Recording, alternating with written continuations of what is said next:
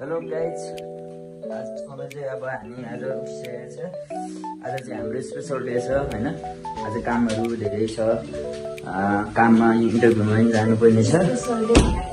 अनि अब special day भनेको अब हाम्रो लागि आज कामको अफरहरू छ, त्यहाँ इन्टरभ्यू दिन जानुपर्ने छ। सब्जी बनाइसक्यो, आलु भुट्दै रहेछ, यसले भित्र बनाउँदैछन्। ल साग, आज साग खाने। अब श्रीमतीले चाहिँ पुरै यहाँ सब्जीहरू बनाउँदैछन्। अब खाने बेला भइसकेको छ। अनि खाएर चट्ट आज सामाकुसी जानुपर्ने छ, महाराजगञ्ज जानुपर्ने छ। अनि त्यहाँबाट फेरि बुढानीखण्ड पुग्नु पर्ने छ। आज धेरै ठाउँ जानुपर्ने छ मेरो होइन। अनि एउटा साथी पनि भेट्नुपर्ने छ। आज चाहिँ गाउँबाट आएको साथी छ, एकदम दोस्ती हो होइन। सधैँ एउटै खाडीमा एउटै थालमा खाने साथी हो। तर अहिले मैले श्रीमती ल्याएपछि साथी थोरै ब्रेक भएको छ, मिट भएको थिएन दसैँ तिहारमा। अब आज स्वयंतिर गएर भेटघाट गर्ने भन्ने काम कुरो चलेको थियो। बिहानै फोन गरेर थियो, साथी कता हो भेट्नुपर्छ है भनेर। मैले पनि ल भनिरहेछु। अनि भेटेर अब हामी अहिले निस्किन्छौँ मेचीमा गाइज।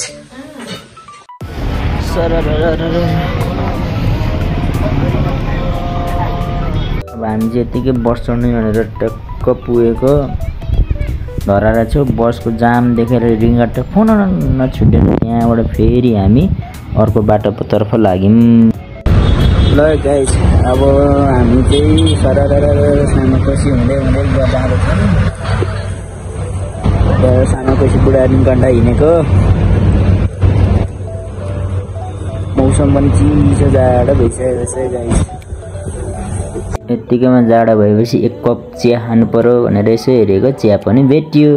खाँदै अब यसो श्रीमतीसँग गफ गर्दै चिया पनि खाइयो। अनि गफ गरिँदैछ, ऊ चाहिँ लाजले उता फर्किँदै थियो। अनि मैले फकाएपछि यता हेर्दै स्माइल गर्न थालेँ है चट्ट। अनि अब ऊ पनि पोजमा दिन थाली। म पनि यहाँ भिडियो बनाइरहेको थिएँ।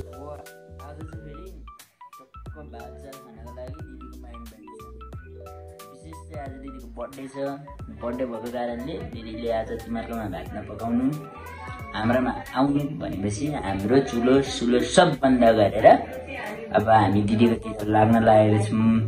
दिदीको बर्थडे छ, म चाहिँ केक खान्छु अलिक धेर, मासु भात चाहिँ यो खान्छ। लाजले उता फर्किरहेको छ यो अहिले।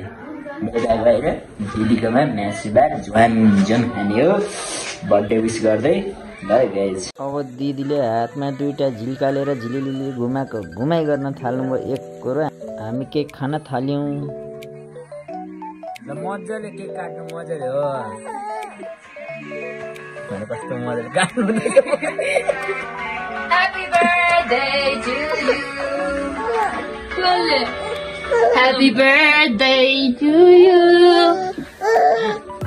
केक को खाने भस्मा सबभन्दा ठुली त को हो ल सुनि। सबैलाई फोन किनलाई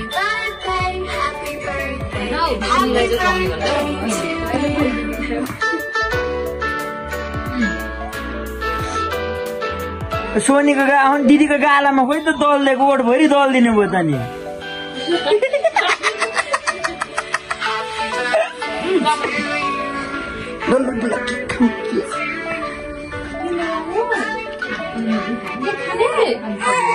भइदिनु न मुखमा।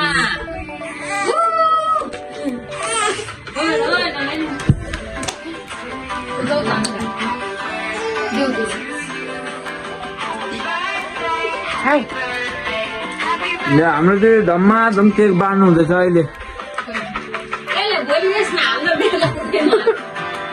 धम्माधम केक बाँड्नु हुँदैछ है हाम्रो दिदी। आज हाम्रो दिदीको बर्थडे। दिदीले एकदम सरप्राइज गिफ्ट ल्याइदिनु भएको छ केक। दिदी झ्याम काट्दै खसीको मासु काट्दै बाँड्नु हुँदैछ।